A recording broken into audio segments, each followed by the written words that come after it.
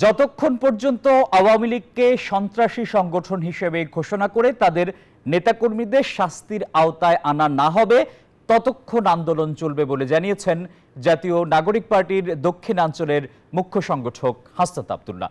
রাতে শাহবাগে আওয়ামী লীগ নিষিদ্ধ করার কর্মসূচি থেকে এই ঘোষণা দেন তিনি। এ সময় তিনি আওয়ামী লীগ নিষিদ্ধ, আওয়ামী লীগের সকল কেন্দ্রীয় ও সহযোগী নেতাদের আন্তর্জাতিক ট্রাইব্যুনালে বিচার নিশ্চিত ও জুলাই ঘোষণাপত্রের ৩ দফা দাবি জানান।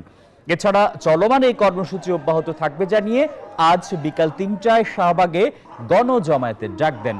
পাশাপাশি দেশব্যাপী প্রত্যেক জেলা উপজেলায় এসব দাবি আদায়ে কর্মসূচি চালিয়ে যাওয়ার কথাও বলেন হাসনাত।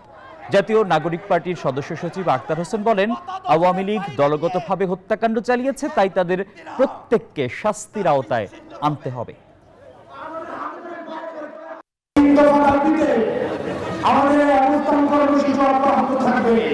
পাশাপাশি আগামীকাল বিকাল ৩টার দিকে শাহবাগে গণজমায়েত ঘোষণা করা হচ্ছে। শাহবাগে আছেন সহকর্মী মাহমুদ হাসান, আমরা সরাসরি যুক্ত হচ্ছি মাহমুদের সঙ্গে। মাহমুদ, শাহবাগে গভীর রাতে কি পরিস্থিতি দেখছেন, নেতাকর্মীরা কি বলছেন? ধন্যবাদ টিপু। আমি এখন শাহবাগে অবস্থান করছি। এখন আসলে মধ্যরাত, তারপরেও কিন্তু এখন যদিও স্লোগান বন্ধ হয়েছে এখানে, তারা আসলে এলইডিতে আসলে জুলাই স্মৃতিচারণ করছেন। এলইডিতে আসলে দেখছেন যে আসলে কিভাবে এই বিগত সরকার, শেখ হাসিনা সরকার, আসলে আওয়ামী লীগ সরকার কিভাবে আসলে নির্মমভাবে হত্যাযজ্ঞ চালিয়েছিল।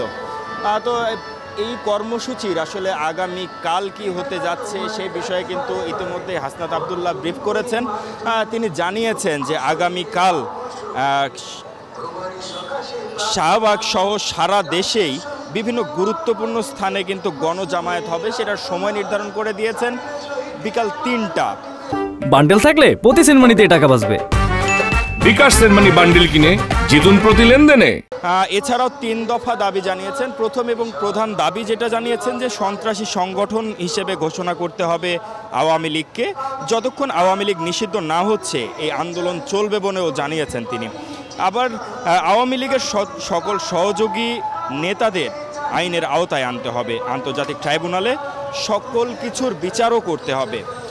একই সাথে তৃতীয় দাবি যেটি জানিয়েছেন যে আসলে জুলাই ঘোষণাপত্র প্রকাশ করতে হবে।